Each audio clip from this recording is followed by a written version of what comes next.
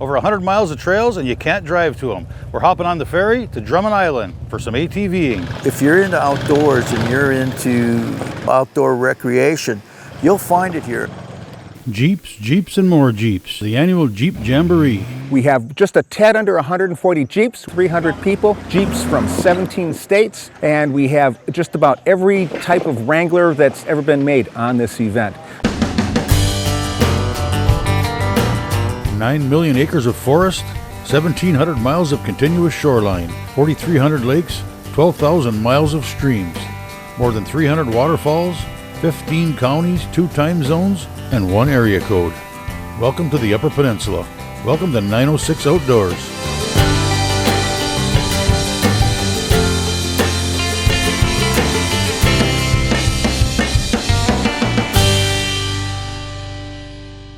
Drive as far east in the UP as you possibly can, and you'll end up in Detour Village.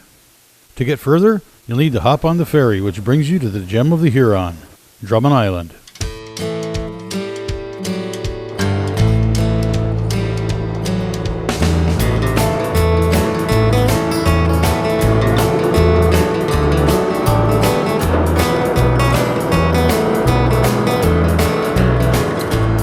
Drummond is famous for its pristine beauty, world-class kayaking, fantastic birding, hiking, biking, and great year-round fishing. But on this trip, we were here to ride. Drummond Island offers one of Michigan's largest closed-loop trail systems with over 100 miles of ATV and ORV trails to explore. Our ride begins at Beaver's ATV rental. My name is Bill Beaver, and I've been renting ATVs since 2008, full-time. And that's about the time I moved to Drummond Island, and I really like the trails here, and I thought, maybe something like that could be a good venture here. When so far it's been pretty good. I rent side-by-sides. I started getting into those, and I still rent the single rider ATVs as well. And I give everybody a map, and I tell you where to go and where not to go, and try to help people be safe and keep them on trails and go in the right direction.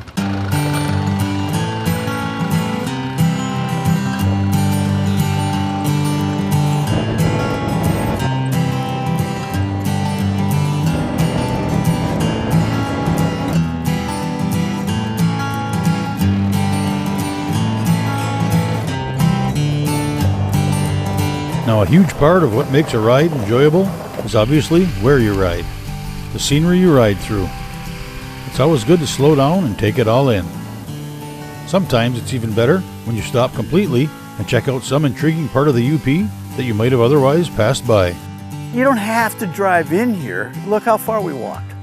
All these things are off the trails, and this is for birding. It's a cranberry type of marsh. A lot of people just come here and let the day happen. Like I say, turn the key off. Man, let the day come to you. Drummond Island's a beautiful place, and there's a lot of places like this to explore. And instead of just staying on the trail and going, zip, zip, zip with the motor, you miss this stuff. You really do. Something unique to Drummond Island and the surrounding area is the pudding stone. And sometimes you just get lucky and trip over one. When the English were here on the island, they used these stones. They would empty their ballast stones out of their boats and put these stones in to take back and sell in England.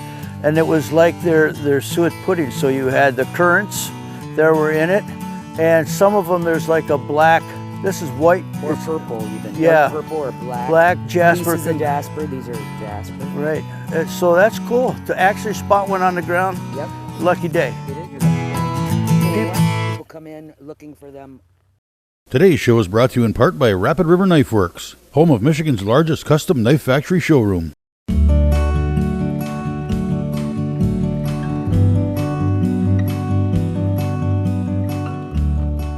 We're just walking down in the Glen Cove Beach. It's a pretty cool area because once upon a time, this was one of the areas that the tribe used to gather. They'd come from Canada into this golden sand beach. So they were the first to use it. And they established, different traces out of here. Just up here to the north, one of their villages is up on the side of this hill. But more importantly, afterwards, then, this was used by the logging company, and they would chain barge timber in.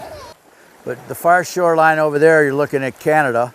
Back in the turn of the century, they were, sending their timber from Canada into the States here at Drummond. You can actually find some old pilings from where they, would bring them in, loaded onto a narrow gauge railroad, and then the trail that we took coming in here would take them right back to the mill. So this beach has been used by folks for hundreds, if not thousands of years, and it's still a cool place. People come and go. They'll launch their kayaks from here. You can go out around the point and go back into Colburn Island. And what's nice is it's all nice sand going out there for a good ways. It's just a cool place to come.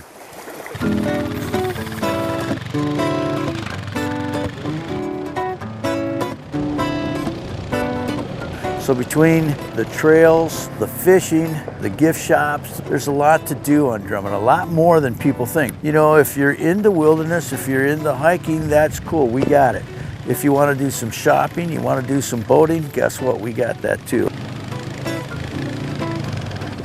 The first impression of our island should be the Drummond Island Ferry. Our ferry comes hourly to the island year-round, and when you depart the ferry, your first stop should be the Drummond Island Tourism Association. We're about 8 miles right on the Four Corners, but I have everything to make you enjoy your stay. We have maps, anything you might need to have a great time on Drummond Island. If you're staying just for the weekend and it's in the middle of the summer, you should probably go to one of the hotels. The Drummond Island Resort has a 40-room hotel. They also have log cabins and condos down on the water. There's the Drummond Island Hotel, but if you were coming for a week stay, all of the smaller resorts rent week to week, and also the Drummond Island Resort would do cabins and condos. They can sleep up to 20 people in Big Pine. H&H Resort has camping right on Pontiganissing Bay. Trailhead and the Drummond Island RV Park are both RV parks. Trailhead is on an inland lake, and the Drummond Island RV Park is on Maxton Bay, located at Waywen Resort. The Drummond Island Township Park is a rustic campground. They have 47 sites. Half of them are electric and half are not.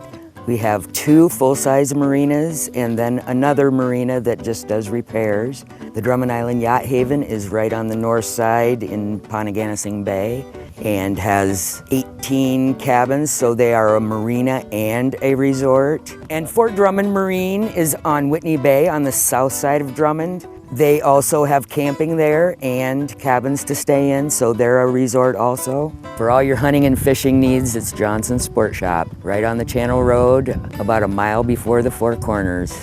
Our newest restaurant is Esther's. She is authentic Mexican and a wonderful cook. Right down the road from Esther's is a takeout, which is Waz's. The Northwood is probably the most diverse restaurant. Trailhead is a wonderful bar, restaurant, campground. We have Chuck's Bar and Grill. They are the easternmost bar in the UP.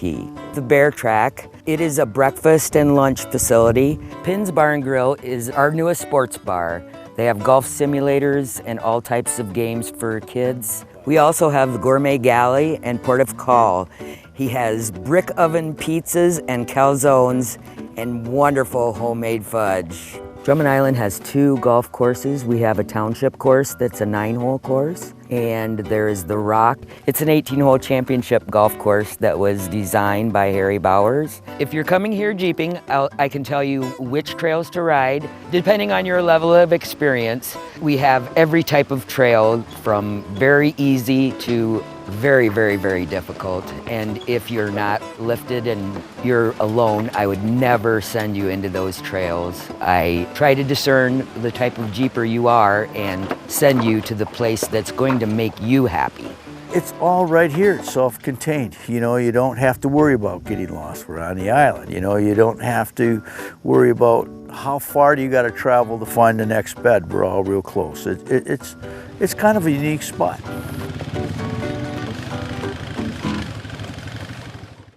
.906 Outdoors is brought to you by Cooking Wild Seasonings. Cooking Wild Seasonings summer sausage. Regular, jalapeno, and garlic.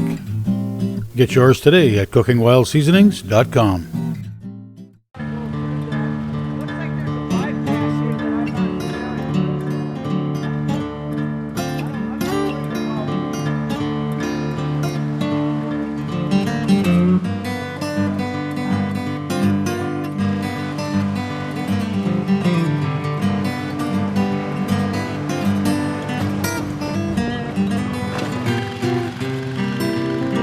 started, to be quite honest, with a full-size Jeep. A lot of those early fellas, you know, were going to places in the Jeeps, and it just became like a family thing. The island started Jeeping. Early on in this whole game, you know, it was just trails. You could call them forest roads or whatever. We wanted to connect them, and the state got involved. We identified where these trails are going to run. It has been a cooperative effort with the DNR. You know, wildlife came in, we had biologists come in. So the trails were sanctioned and are sanctioned and inventoried by the state of Michigan. We work really closely with the snow trails, you know, so it's the island trails. The Jeeps, the full-size, have a place. You know, there's stuff for the two-wheel drive pickup trucks to go, you know, and that's for the hunters. We have areas of the island that we discussed that's only boots only. No real motorized vehicles, you know, mountain bike or stuff that you can go into. But it's a huge track up in the Alvar. It's been a good thing for the island.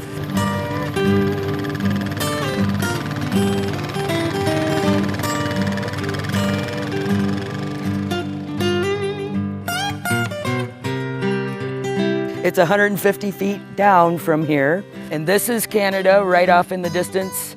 Coburn Island is about a mile away, but Canada probably is only about half that. Marblehead is a viewpoint located on the easternmost point of Drummond Island. It's also the easternmost point in the Upper Peninsula. At the lookout, you stand on top of limestone cliffs 100 feet above Lake Huron for beautiful views of the North Channel. Another one of Drummond's unique sites are the fossil ledges. The fossil ledges are located on the south shore of Drummond Island. The ledges are made up of the fossilized remains of a saltwater coral bed, a unique place formed by nature that not many people know about or get to visit. The fossil ledges come down about 70 feet into the water, and they were created with the glacial movement as seen on almost all of Drummond Island. The glaciers rolled sedimentary rock along with limestone, and then the sedimentary rock eroded away and left these fossilized ledges. If you're into off-road adventure, the outdoors, and Jeeps, then Drummond Island is the place you want to be, especially in the middle of June for the annual Jeep Jamboree. Jeep Jamboree is a Jeep-only event sponsored by Jeep out of Georgetown, California. There are approximately 35 Jamborees throughout the country, from Maine to California and from North Dakota down to Florida. A Jeep Jamboree is typically a two-day trail ride where we have a dedicated group of guides taking roughly 15 to 18 Jeeps out on the trails.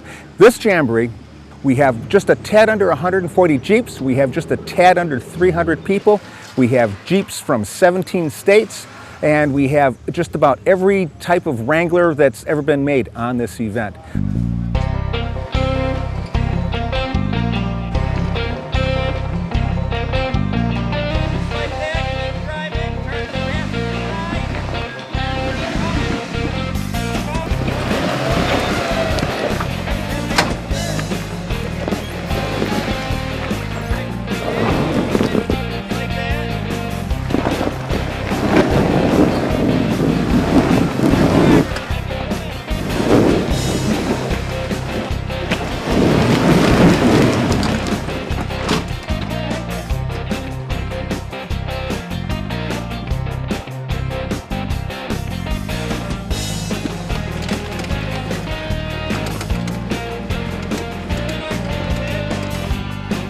There are a number of features or obstacles on a Jamboree. Some of the ones you're going to see here is what is known as the Citadel. It is a long rock ledge, and it's from spots where you'll see where it's real easy for a Jeep to come up, for maybe a smaller or newer Jeep, to spots that are just absolutely insane for the biggest Jeeps with the big 37-inch tires to come up here. And that's a sidebar with Jamboree. They are catered for stock Jeeps because they're sponsored by Jeep, Fiat Chrysler Automotive. The biggest tire you'll see on a Jeep here is going to be 37 inches, even though there are tires up to 48 inches that go on Jeeps. We try to keep it smaller, family-oriented.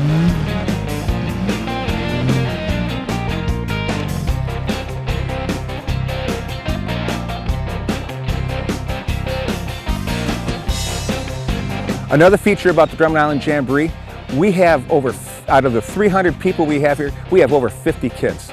There isn't another Jamboree that has as many kids as we do per vehicle. We have 300 people, we have over 50 kids. If you look around, all the kids that are just up here playing all the time. A Jamboree is a family event. When you look at some of the pictures of the Citadel. You're going to see pictures of kids standing back out of the way just watching what they're doing.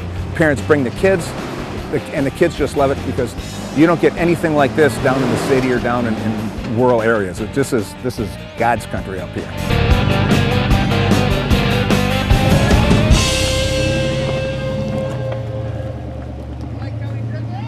906 Outdoors is brought to you by Race Driven, your source for premier power sports products. We're at lunchtime right now, and it's a hot lunch. It is one of the few jamborees in the country that do a hot lunch. Drummond Island is a very unique venue for a jamboree. All jamborees are held in areas where four-wheeling is necessary to get to see the action. But Drummond Island, it is not on its way to any place. If you're on Drummond Island, you went there on purpose, okay? That's one of the things that make it unique. The fact that it's on an island makes it unique to the jamborees. We're not doing dinner in a banquet hall. We are outside. We're up in the rustic where you got the stars and the moon and the blue sky. Just an awesome, awesome venue for a jamboree.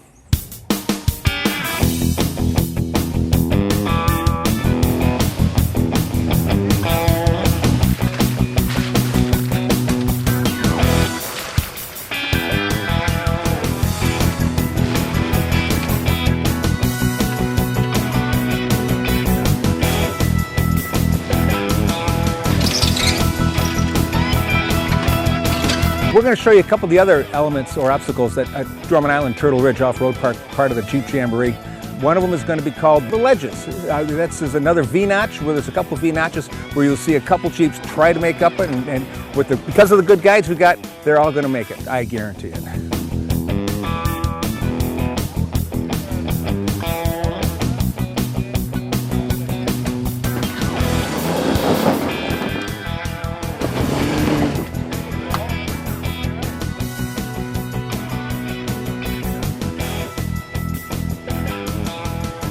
One of the things we try to do is be conscious of everybody that's in a group. So when a person gets to an obstacle, we give them 3, maybe 4 tries to get up that obstacle, because there's always someplace easier to get up. You'll see some people, they'll try it a couple times, then we'll move them down just to keep the line going, because we want to be considerate of everybody else that's in the line.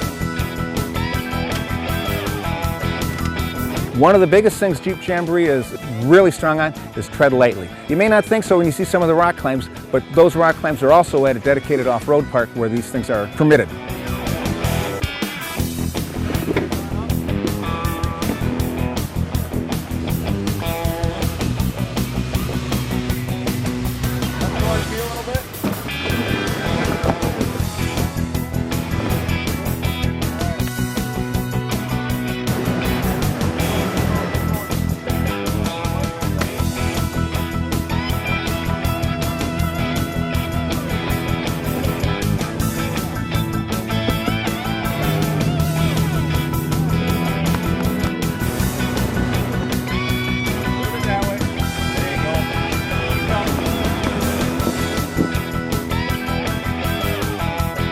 Jeep Jamboree is Jeeps only. It was started by Mark A. Smith in the early 50s, and he just catered that thing out in California just so Jeeps, and at the time all Jeeps were what we would think of as a Wrangler today. Jeep aficionados refer to their Jeeps by their manufacturing code: a CJ, a YJ, a TJ, a JK, or a JL. Then you've got the ZJ and the XJ. If I'm confusing you, just go on the website and just Google XJ Jeep and you'll see what it is. And I'll tell you real quick, an XJ is a Cherokee, a ZJ is a Grand Cherokee, CJ is the old military style Jeep, and then a YJ is a Wrangler, a TJ is a Wrangler, and a JK is a newer Wrangler. So it's got to be a Jeep or you can't bring it out here.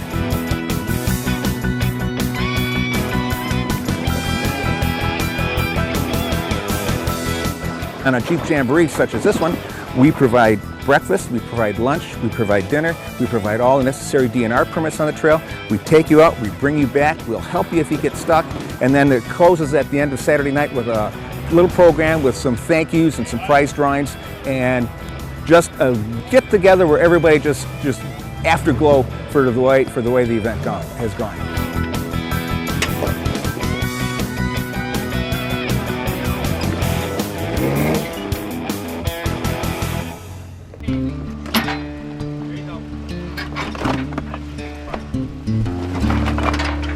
Beautiful.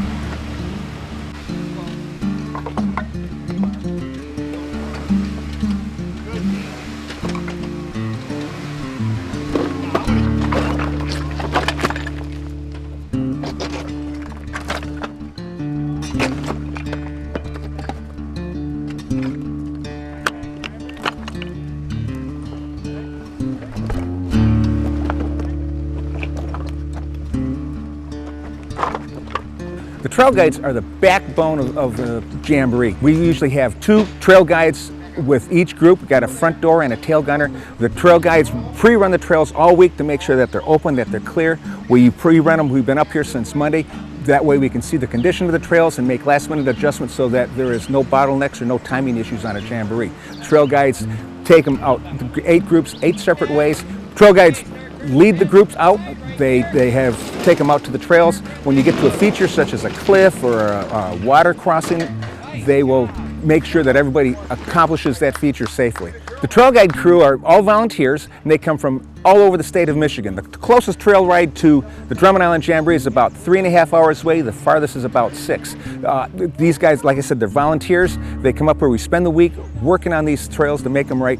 On the Drummond Island Jamboree, the average tenure of my trail guide is 9 years. We have collectively, for our trail guide crew, 450 years experience off-roading and jeeping. So it's a very, very experienced and seasoned crew that we have on the island. We have roughly about a 35 to 40% return rate. In other words, people come back, 3 out of 10 people come back every year to the same event because they have such a good time.